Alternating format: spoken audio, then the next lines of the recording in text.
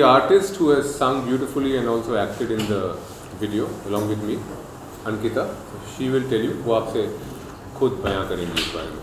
अंकिता जी, क्या कहना चाहेंगे गाने के बारे में, किस तरह का एक्सपीरियंस रहा और गाने के बारे में थोड़ा अगर ऑडियंस को बताया. जी बिल्कुल. तो सबसे पहले मैं कहना चाहूँगी कि I am very thankful to Abhishek Ray sir, जिनकी वजह से मुझे बारिश में भीग भीग के इस गाने को परफॉर्म करने का अवसर मिला. और जैसा कि आप जानते हैं टाइटल सेज ये बारिश है, तो ये बारिश का एक बहुत ही खूबसूरत गाना है और हमने इसे प्योर बिल्कुल एक बहुत ही खूबसूरत एनवायरनमेंट, जैसा कि सर ने बताया कि सीताबनी वाइल्ड लाइफ रिजर्व में इसे हमने शूट किया है और प्योर बारिश का सॉन्ग है. मुझे याद है कि जब हम इसे शूट कर रहे थे तो मैं कोई भी वक्त ऐसा नहीं था जब मेरे कपड़े भीगे हुए नहीं थे, मेरे बाल भीगे हुए नहीं थे. पूरे हर वक्त मैं एक ड्रेस चेंज करती थी, हम शूट करके आते थे, वापस पूरी भीगी हुई फिर चेंज करती थी और जैसे ही मैं बाहर अपने रूम से बाहर निकलती थी हम वापस मैं पूरा भीग जाती थी और भीगे हुए ही लम्हों में और उसमें ये पूरा गीत शूट हुआ है. और आप इसे देखेंगे तो आपको खुद लगेगा कि घर के बाहर जैसे बारिश का माहौल है, आप ऐसे खुद सराबोर हो जाएंगे इस गाने को देख के. आपको लगेगा कि आप किसी बारिश की जगह पर आप खुद उस जगह पर पहुंच गए हैं. तो मैं कहना चाहती हूँ कि एक बहुत ही यूनिक एक्सपीरियंस था जो मुझे मिला सीताबनी वाइल्ड लाइफ रिजर्व में इस गाने को शूट करते हुए. और इस गाने को गाया भी मैंने और सर ने, हम दोनों ने मिलकर है. तो एक बहुत ही यूनिक सॉन्ग है ये. इसमें आप अगर सुनेंगे तो इसका रिदम सेक्शन बहुत ही यूनिक सर ने इसको बनाया है, जिसके बारे में सर खुद थोड़ा बता पाएंगे. तो मैं ये कहना चाहूँगा कि बचपन से मुझे एक बारिश का गाना बहुत ज़्यादा पसंद था, वो आप सबको बहुत ज़्यादा पसंद होगा. उस गाने का नाम है रिम झिम गिरे सावन. तो रिम झिम गिरे सावन का जो लता जी वाला वर्जन है, खासकर मुझे वो इसलिए पसंद है क्योंकि जिस तरह से वो गाना मंजिल फिल्म में शूट हुआ है, जिसमें बच्चन साहब और मौसमी एकदम बारिश में भीगते हुए अनायास बात करते हुए बारिश का मज़ा लेते हुए वो गाना शूट हुआ है उन दिनों. आज तक अगर आप वो गाना देखेंगे उसमें कोई आर्टिफिशियल रेन मशीन नहीं है, उसमें कुछ भी आर्टिफिशियल नहीं है. जुहू बीच आपके मरीन लाइंस में वो लहरें आ रही हैं और वो भीग रही हैं और बारिश हो रही है और पूरा गाना वैसे शूट हुआ है. तो तब से मेरा मन था कि कोई ऐसा दिन आएगा कि ऐसा कोई गाना बनाऊंगा मैं जिसमें वाकई बारिश में भीग भीग के कोई आर्टिफिशियल रेन मशीन ये सब तामझाम ना हो, बादल हो, वाटरफॉल्स हो, बारिश हो. और वो एक मन में था, वो as a film maker, as a composer हमेशा से वो बात मेरे मन में थी कि ऐसा कोई गाना मैं शूट करूँगा यूं ही जैसे मंजिल फिल्म में वो रिम झिम गिरे सावन गाना था. तो मेरा एक कॉम्पोजिशन था ये बारिश है, जो ख़ास बारिशों का गाना था. और हम देखते आ रहे हैं कि पिछले कुछ सालों से बारिश का गाना मतलब hot women wearing hot pants and very artificial kind of rain experience. The natural rain experience had gone, so we have tried to bring that back with this song. And आशा करता हूँ कि जो ये पहाड़ी बारिश है, माउंटेन रेन, आपको बैकग्राउंड में स्मोक मशीन वाला धुंध नहीं है, एक्चुअल बादल है.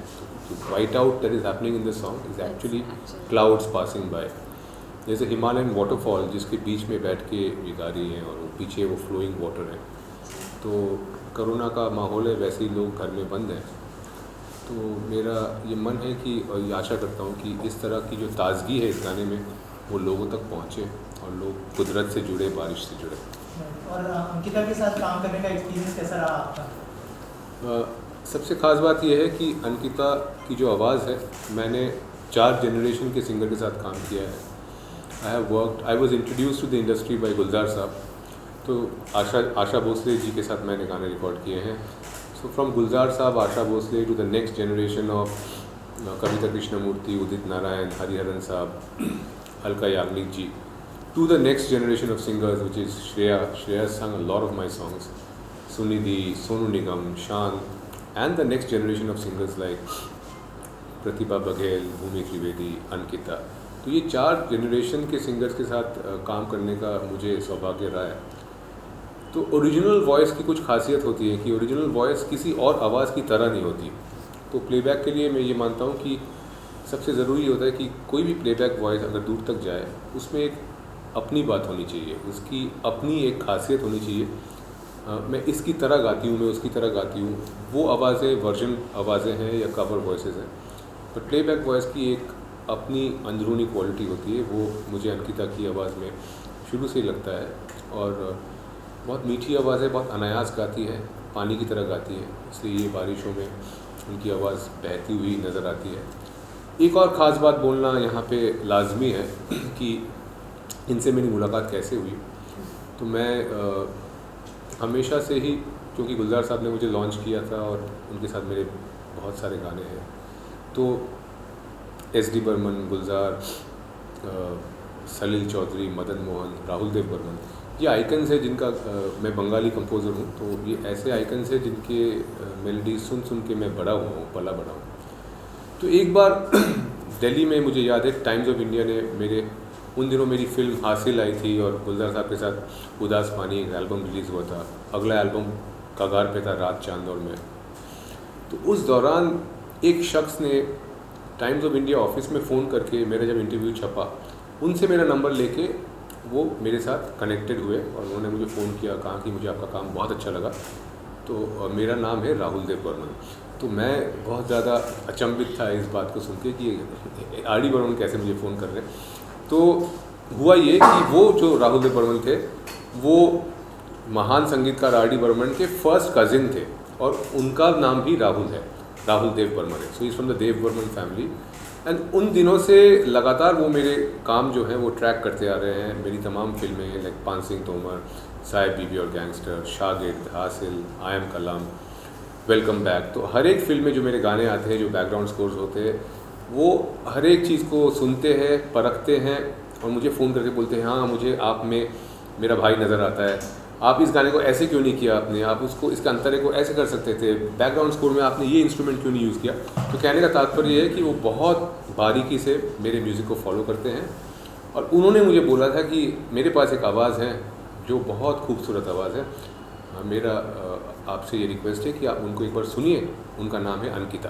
सो that's how I met Ankita, through that contact, Rahul Dev Burman. और जैसे आपने रीमेक की बात की, इस रीमेक के दौर में आपको लगता है कि ओरिजिनल गाना बनाना एक चैलेंज है कि ऑडियंस एक्सेप्ट करेगी या नहीं करेगी, उसको लेके क्या कहना चाहेंगे?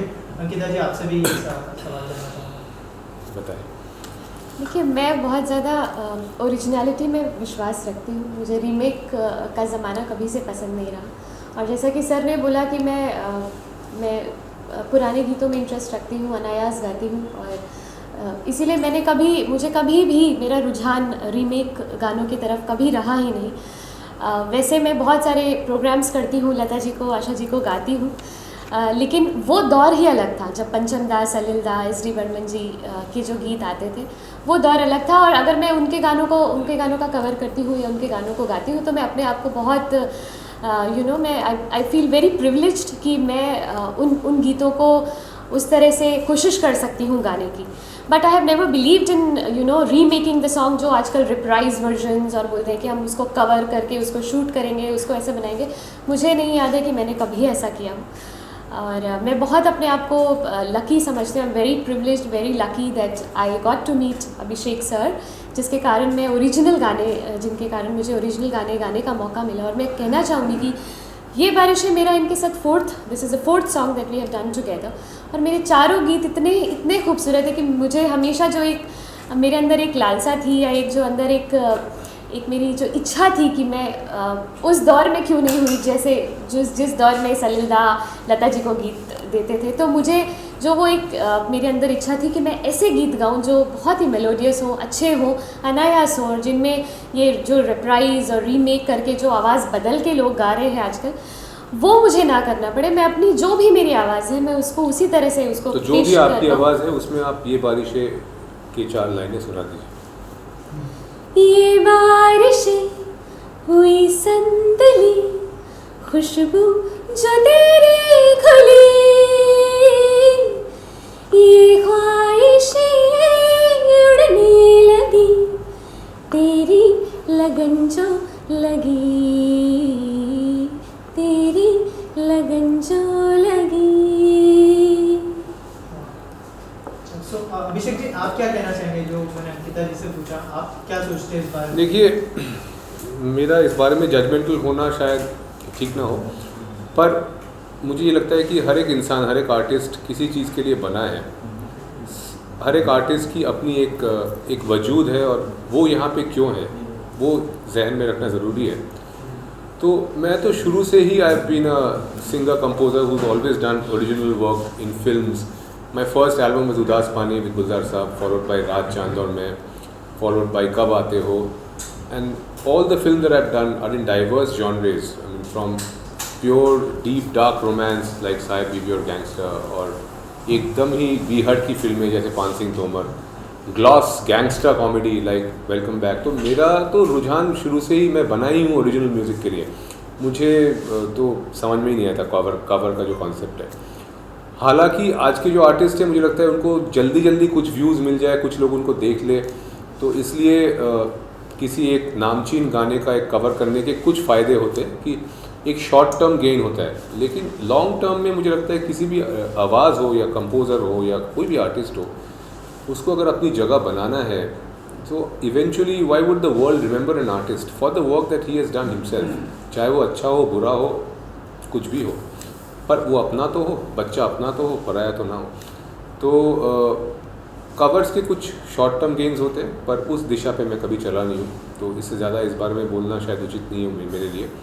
और एक बात को मैं हमेशा जहन में रखता हूँ कि इतनी सारी फिल्में मैंने कर ली, लेकिन जो मेरा पहला काम था उदास पानी विद गुलजार साहब, उस दौरान एक प्रेस कॉन्फ्रेंस में गुलजार साहब को जब स्टेट्समैन न्यूज़पेपर ने इंटरव्यू किया था, तो कई बातें उन्होंने बताई मेरे बारे में। उसके बाद उन्होंने एक बात बताई कि after long I have met a young composer whose melodies remind me of Salil Chowdhury. तो अगर मेरी शुरुआत इस तरह से हुई थी, तो उस शुरुआत को नज़रअंदाज करते हुए मैं ऐसा कोई काम कभी करता नहीं हूँ जो उसको हल्का कर दे। और मेरे लिए आज तक मेरे करियर का सबसे हाई पॉइंट यही रहा है जो इन्होंने मेरे बारे में स्टेट्समैन को तब बोला था 2002 में। इतने साल बीत गए, इतने काम मैंने किए, इतनी फिल्में, इतने गाने, पर इसके बावजूद जो एक आर्टिस्ट के जहन में एक सिंगुलर हाई पॉइंट नज़र आता है, वो आज तक मेरे लिए वही है। तो मैं उसको बरकरार रख के चलना चाहता हूँ। अभिषेक जी, आपको जो एक राष्ट्रपति अवार्ड से भी नवाजा गया है, वैसे तो बहुत सारी उपलब्धियां हैं। राष्ट्रपति नहीं, स्वाभिमान भारत अवार्ड से नवाजा गया है, तो उस बारे में कुछ बताना चाहेंगे आप ऑडियंस को? जी, इस साल मुझे स्वाभिमान भारत मिला। उसका एक कारण ये है कि शायद प्रेस और मीडिया इस बात से वाकिफ़ नहीं है कि मैंने बॉलीवुड से जितना भी थोड़ा बहुत कमाया, जो भी मेरी पूंजी थी, वो सारा मैंने एक पहाड़ी में डाला, कॉर्बेट नेशनल पार्क के साथ में। और वो बंजर पहाड़ी थी जिसको मैंने पिछले 12 सालों में जंगल में परिवर्तित किया है। आज के डेट में वो एक घना जंगल है जिसका नाम है सीताबनी वाइल्ड लाइफ रिज़र्व। तो सीताबनी वाइल्ड लाइफ रिज़र्व मैंने फाउंड किया था 2008 की बात है, और तब से लेकर आज तक मैंने करीब 4500 पेड़ लगाए वहाँ।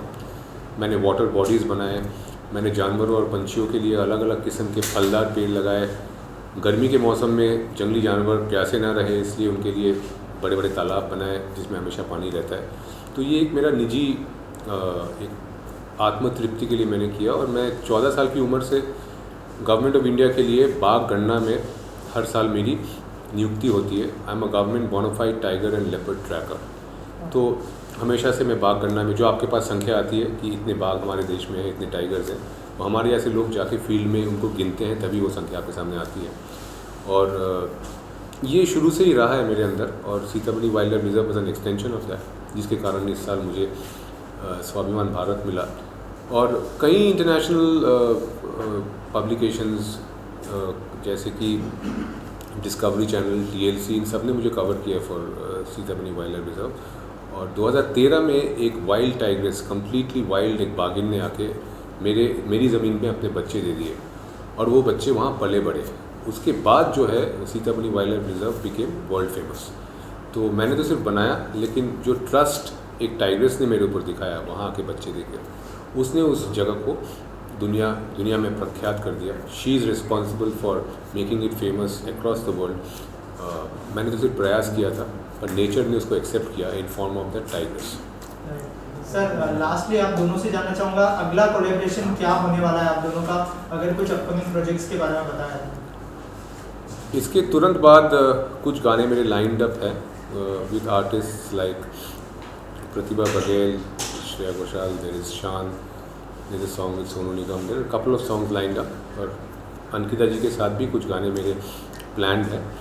और इसके पहले वाले गाने भी आप ज़रूर देखें, जैसे कि महकी महकी, जिसको हमने शूट किया लाइमस्टोन क्वारीज में, pure white limestone in different parts of Rajasthan.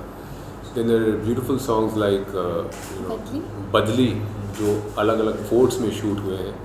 तो ये सब सिनेमैटिक वीडियोस हैं। मुझे सिनेमैटिक वीडियो शूट और डायरेक्ट करना बहुत पसंद है, और मैं ये कहना चाहता हूँ कि हर महीने एक बड़ा गाना मैं आपके लिए ज़रूर लाऊंगा।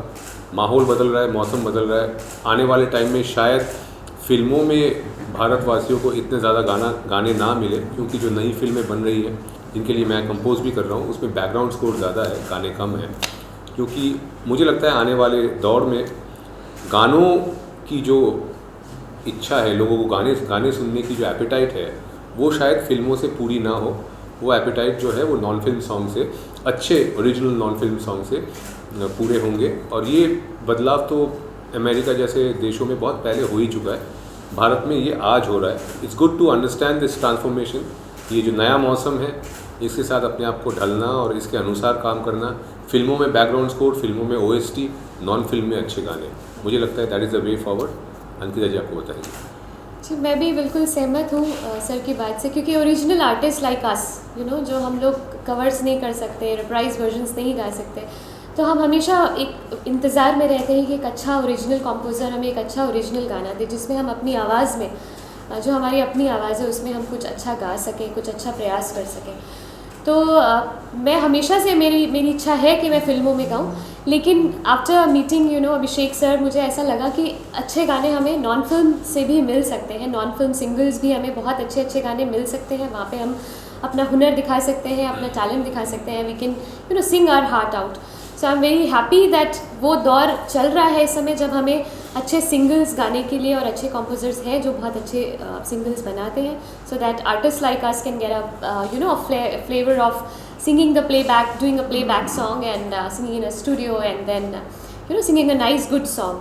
तो एक तरह से हमारे लिए तो ये बहुत ही अच्छा है जी। एक गाना जो शान ने मेरे लिए गाया था, उस गाने को सुन के इन्होंने बोला कि मुझे भी ये गाना गाना है, इसका फीमेल वर्जन आप क्यों नहीं करते? दो लाइनें हो जाएगा। हाँ, तो महकी महकी वो गाना है, उसकी 2 लाइनें आपको गा के सुनाएंगे। महकी महकी ख्वाहिशें हैं जब हमारे तुम हुए, रात सिमटे दिन अधूरे अब मुकम्मल सब हुए, बारिशों में अब के बार और करीब आ जाओ ना, रुत कोई भी हो मगर बदली बन तुम छाओ ना।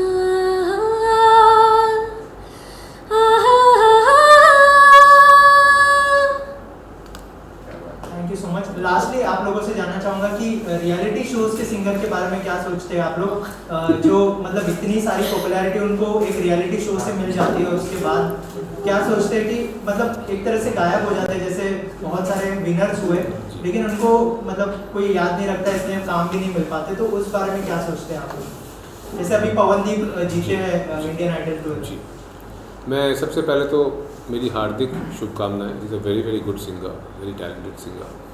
और ये जो बच्चे अपना सब कुछ छोड़ के एक रियलिटी शो को जीतने के पीछे लग जाते हैं, एक तरह से ये अपनी ज़िंदगी न्योछावर कर देते हैं म्यूज़िक के लिए, संगीत के लिए।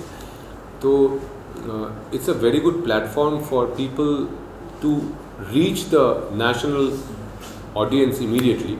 तो एक उसका पॉजिटिव साइड ज़रूर है, और नेगेटिव साइड ये है कि उसके बाद क्या, और उसके बाद जो आप कहते हैं ना कि 4 दिन की चांदनी फिर अंधेरी रात, तो ये बात जो है ये एक घोर सच्चाई है।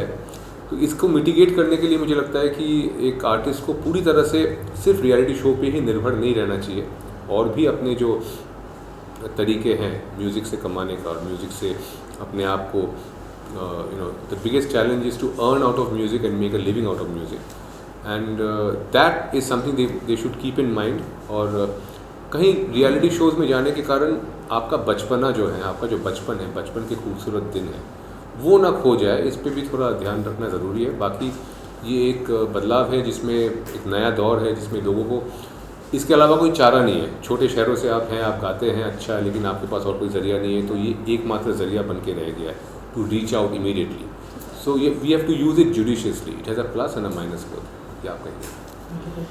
जी, मैं भी यही कहना चाहती हूँ कि obviously this is a very good platform to reach to the national audience. और मुझे याद है कि मैंने लखनऊ में जब सारेगामापा का ऑडिशन दिया था and I got selected for it for the studio rounds. और मुझे याद है कि उस समय शान लखनऊ आए हुए थे and it was a great first time मैं उनसे मिली थी। और मैंने उनकी फ़िल्म दिल चाहता है तब रिलीज़ हुई थी और मैंने दिल चाहता के बहुत सारे गाने स्टेज पे गाए थे एंड शान वाज आल्सो विद मी और हमने काफ़ी इन्जॉय किया था। शान और आज आपने वो गाना गाया जो शान ने भी गाया है। हाँ, मेरे लिए। तो because of some family circumstances मैं जा तो नहीं पाई सारेगामापा में। I couldn't go for the studio rounds in Mumbai. But मैं सच में ये कहना चाहती हूँ कि उसमें बहुत मेहनत लगती है, उस राउंड तक स्टूडियो तक पहुँचने में बहुत मेहनत लगती है। बहुत सारी फैक्टर्स उसमें अपना रोल प्ले करते हैं। It's not just your talent but lot of other factors also play a good role कि आप एक नेशनल टेलीविज़न पर आए। तो जैसा कि सर ने कहा कि उस पर वो बहुत मेहनत करते हैं, बहुत सब कुछ अपना उसमें मैंने भी अपना सब कुछ लगा दिया था। बट जैसा कि है कि आई एम फ्रॉम लखनऊ, तो घर का एटमॉस्फेयर ऐसा था कि पढ़ाई करनी है, you have to be academically good. तो हम सारे भी हम पढ़ने में भी लगे हुए थे और साथ साथ म्यूज़िक भी चल रहा था। बट आई एम श्योर कि जो Pawandeep and all the Arunita all those guys who have been here, वो अपना सब कुछ लगा देते हैं, अपना सारा कुछ अपना studies and everything they put in and उनका फोकस ही पूरा म्यूज़िक हो जाता है। तो definitely it's a great platform. लेकिन मुझे ये भी लगता है कि अगर आपके अंदर टैलेंट है तो वो कहीं ना कहीं अपना रास्ता खोज लेता है। और ये एक बहुत खूबसूरत बात मुझे सर ने भी बोली थी कि अगर तुम्हारे पास अच्छी आवाज़ है तो आवाज़ अपना रास्ता खुद बना लेगी। थोड़ी सी तुम मेहनत कर लो, आवाज़ अपना रास्ता खुद ढूंढेगी, वो अपने मुकाम पर पहुँचेगी किसी तरह। तो मुझे लगता है मैं गा रही थी, आर.डी. बर्मन जी, मैं उनको बड़े मामा बोलती हूँ, उन्होंने मुझे कहीं सुना और उन्होंने मुझे इनके तक पहुँचा दिया।